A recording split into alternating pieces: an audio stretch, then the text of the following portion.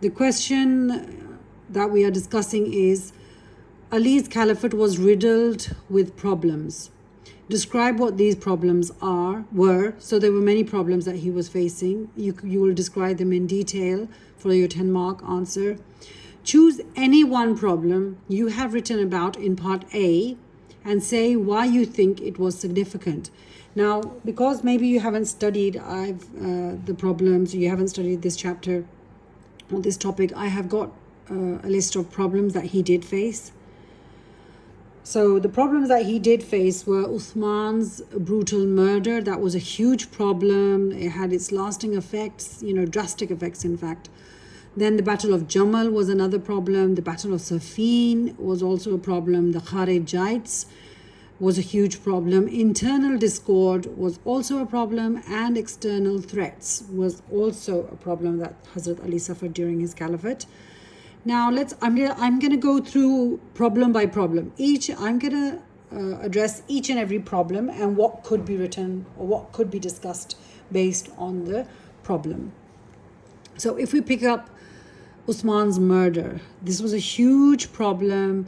Dealing with the rebels was like near to impossible, because remember, Hazrat Ali was dealing with the rebels even before Uthman's murder. Remember, he was negotiating with them. He forced them to go back, and then Marwan bin Hakam, he sent a forged letter, and that's what brought them back. And when they came back, they were just bloodthirsty, and dealing with them was the most difficult thing. And plus, imagine when you are innocent and then the rebels making it seem like you are supporting them. Could you imagine the situation that Hazrat Ali could have been in at that time? The amount of stress that he was in at that time, that he was innocent, he had nothing to do with the rebels at all.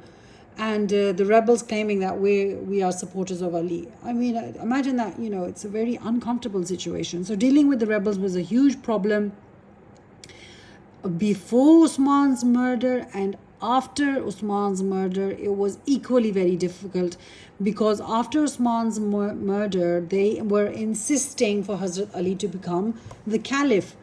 Now, Hazrat Ali, would you expect him to become the caliph when they are claiming to be supporting him?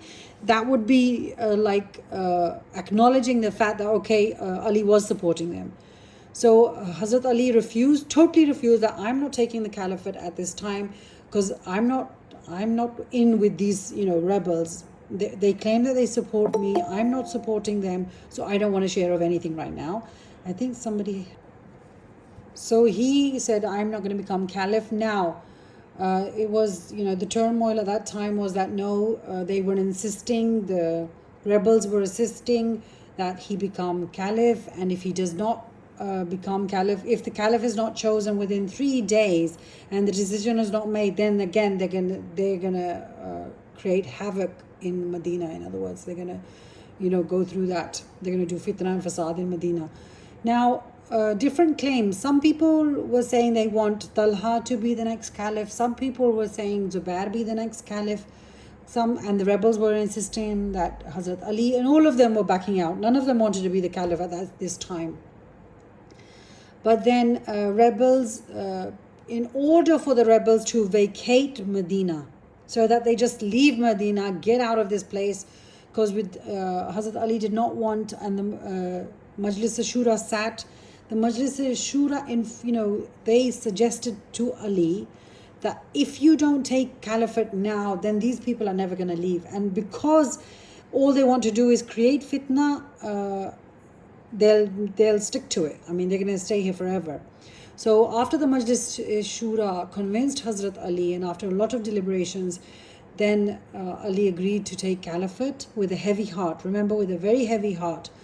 And that was the reason why then the rebels finally vacated Medina, or they were not going anywhere. And him being the next caliph, for the reliance of unity, so in order for the unity of the Muslims to remain, he had to accept it at that time. Because if he did not accept caliphate at that time, then what would have happened? then naturally the rebels wouldn't have left, and then the unity of the Muslims would totally have been, they wouldn't even leave Muslims, practicing Muslims surviving. So if I go to the next problem, Battle of Jamal, the Battle of Camel. Jamal means camel in Arabic. So it's the Battle of the Camel. Why is it called the Battle of the Camel? Because Hazrat Aisha was on the camel during the battle, and people were inciting, they were calling out her name and to carry on the fight.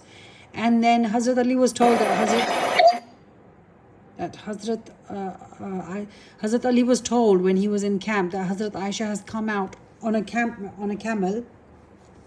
And then Hazrat Ali, in order for the battle to stop, what did he do? He ordered the cutting off of the ankle of the camel. So when all of a sudden when the ankle of the camel was cut, it fell down, and the Hazrat Aisha's Hawda also fell down, and she also fell down. And as soon as the camel fell, there was like all of a sudden the battle stopped, and there was like silence, because that the camel was the center of attraction at that time, and the camel falling at that time, it all of a sudden the battle stopped, and everybody was like, when you're aghast, you're like, what happened? The Prophet's wife has just fallen and the camel's fallen. And that is what stopped the battle. And then Hazrat Aisha was escorted by Hazrat Ali's men to Hazrat Ali's camp. And then Hazrat Ali and Hazrat Aisha agreed to go back to Medina. And so Hazrat Ali sent her back with Muhammad bin Abi Bakr, who was Hazrat Aisha's brother, right? And the stepson of Hazrat Ali. So she was sent back with her brother to Medina. So that's why it's called the Battle of the Camel, because the camel was the focal point. Now, the Battle of the Camel, you could say it took place by, conspiracy or by fault. What happened was Hazrat Aisha was in Makkah for, I think it was Hajj. And what happened when she found out about the killing of Hazrat Usman and Talha Zubair, they also insisted, and then Muawiyah in Syria, they also insisted that they need to avenge the murder of Usman. They need to kill the culprits, basically.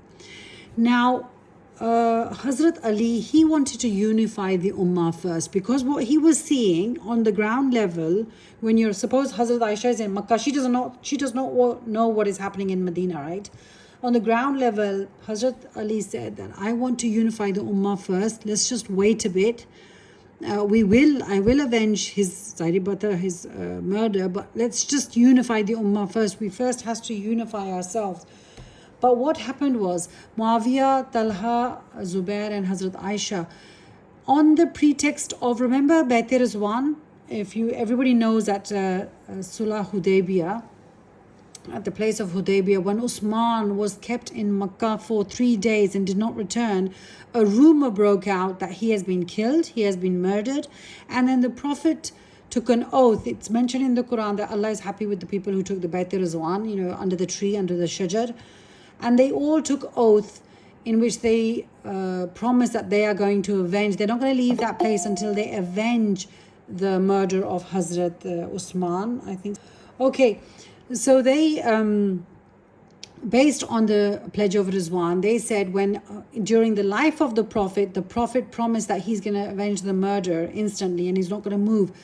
Based on that pledge that we took at that time, we need to avenge the murder of Usman first. Their stance, I think, was totally fine also, and Hazrat Ali's stance was totally fine also. When we become biased and prejudiced, then we say no, Hazrat Ali was wrong, and sometimes we say no, Hazrat Aisha was wrong, and the rest were wrong. If you look at it with a broader mind, you can say that both parties had right opinions. Their views were totally right. Hazrat Ali's view to unify the Muslim Ummah first, because he was there at the ground level, he could see what was happening. He insisted that let's unify the Ummah together first and then find the culprits. If you see the third pointer, find the culprits and the plotters of this assassination. Because it's easy to go after just 50 people, because when people are working for a conspiracy, basically a conspiracy that has been lodged against somebody, then the culprits, the target killers, in fact, that's a better word, I think you're used to the word in Pakistan of target killers, they are not basically, they're just getting paid to do their work. The real culprits are the ones who are the plotters, who have planned such a thing. And remember, I told you this plan and this plot was plotted by Abdullah bin Sabah, who was a Jew, who said, let's break the Muslims from within because we cannot externally defeat them. So let's defeat them from within them. So reaching to the plotters would have been to reach to Abdullah bin Sabah, and then finally, all the people who are plotting in different places, Kufa, Basra, Egypt, and Syria, everybody who are plotting in different places. Let's get to the masterminds, basically. So both stances were unilaterally, I think, fine at their own ends, right? Okay, Aisha, Talha and Zubair insisted revenge, and the rebel caused the fight. Okay, what happened was, during when Hazrat Aisha, Talha and Zubair went from Makkah to Basra. Why? Because they thought that the culprits, they have fled to Basra, and the plotters are in Basra. So let's go and fight them, because the murder of Usman was plotted in Basra, and all the rebels, half of the rebels have fled to Basra. Remember, the rebels that came to Medina, they came from Egypt, they came from Basra, and they came from Kufa and Syria. So they were rebels from 4 different places.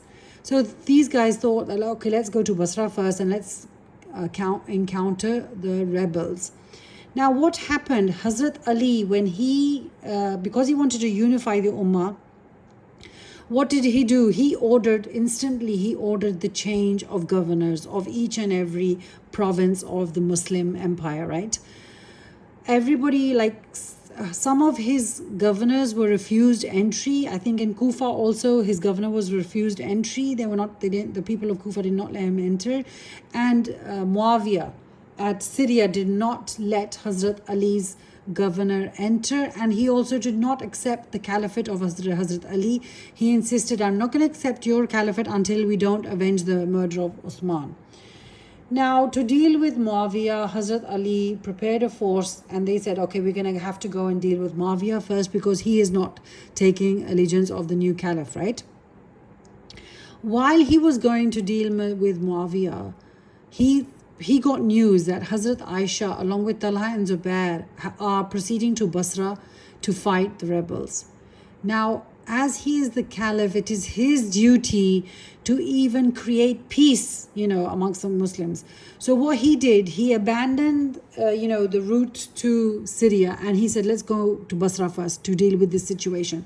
Imagine if, that the Hazrat Aisha, Talha, Zubair and the people of Basra, there's going to be a huge bloodshed there, and without knowing what the outcome is going to be, naturally, as the caliph, it's your duty to go to them first.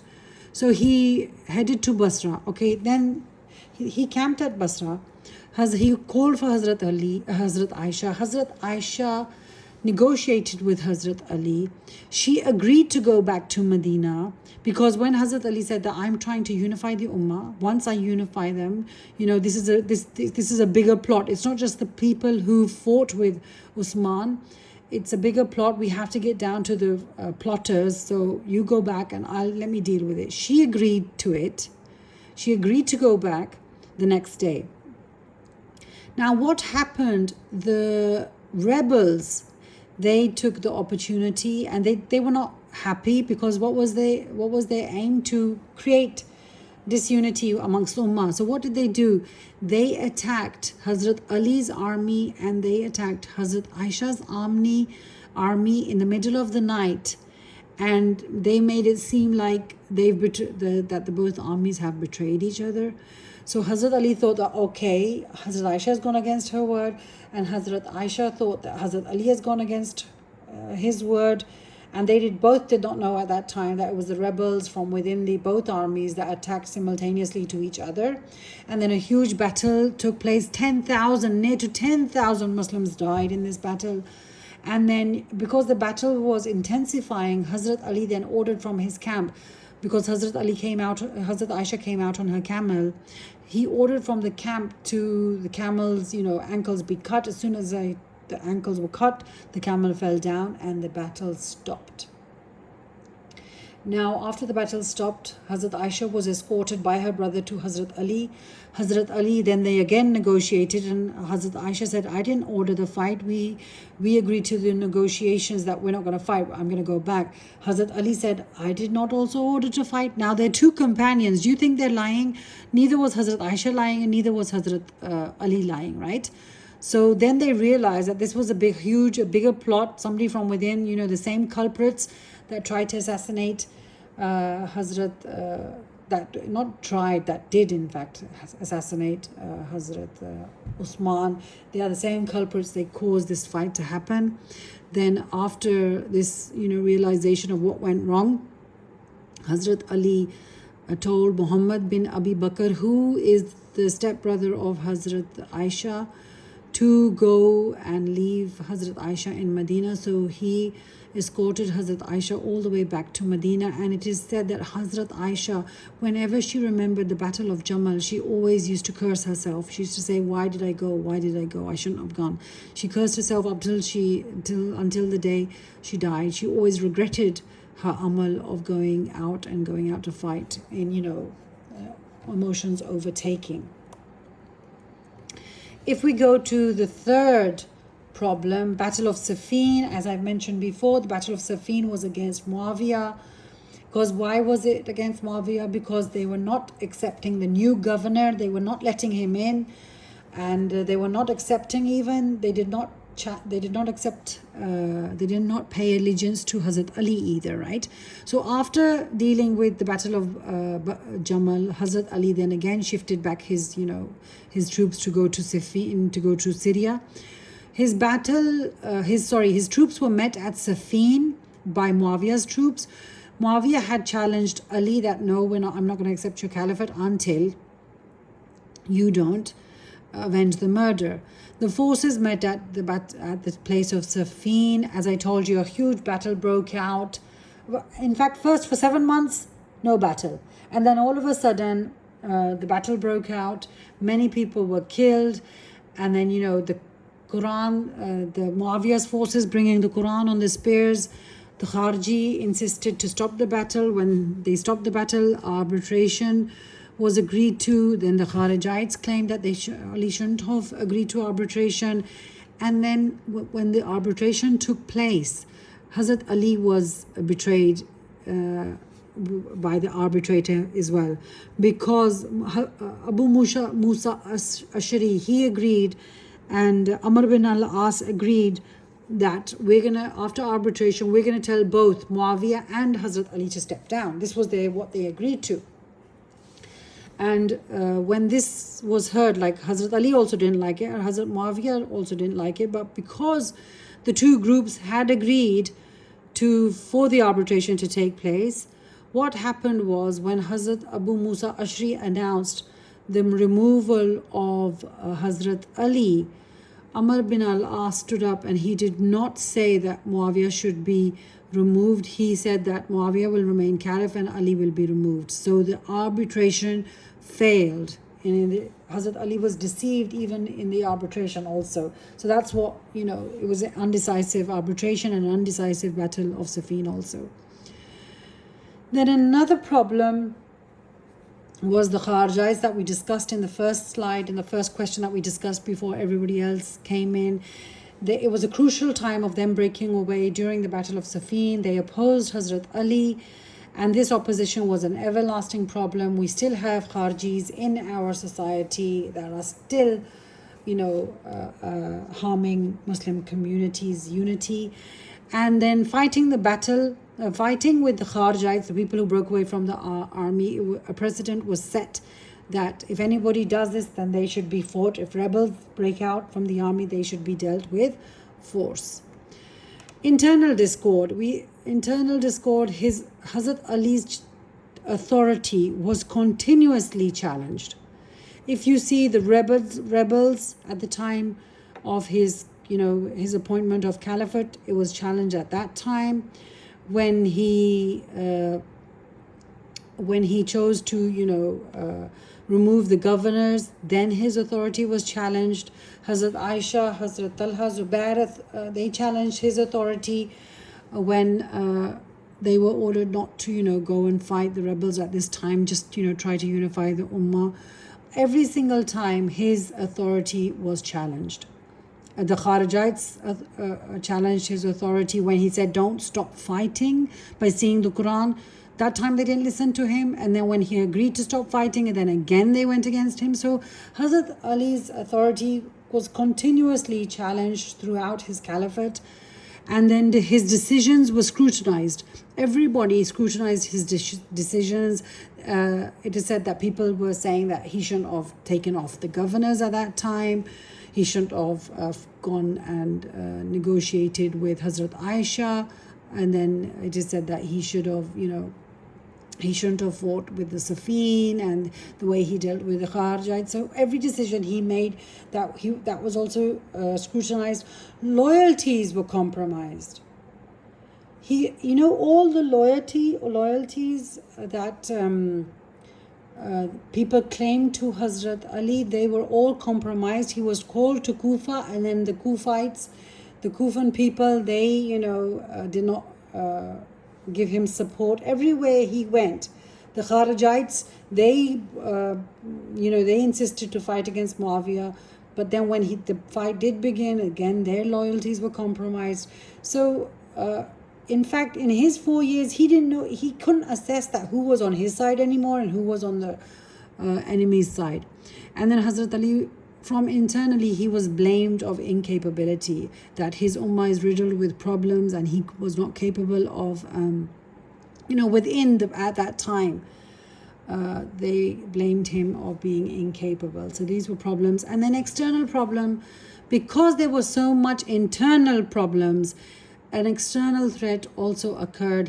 The Islamic Empire lost some territories that they had taken from the Persians and from the Byzantine. Sicily and North Africa and Spain were lost to the previous empires, and the Islamic Empire, its weakness was prominent. In other words, the Persians and the Byzantine, they realized that, okay, this is the time to get back our territories, because right now they're going through internal controversy, and internal threats are attacking Hazrat Ali, so it's time that we can also benefit from it. So we also lost Islamic territories during this time. I hope that answered the question.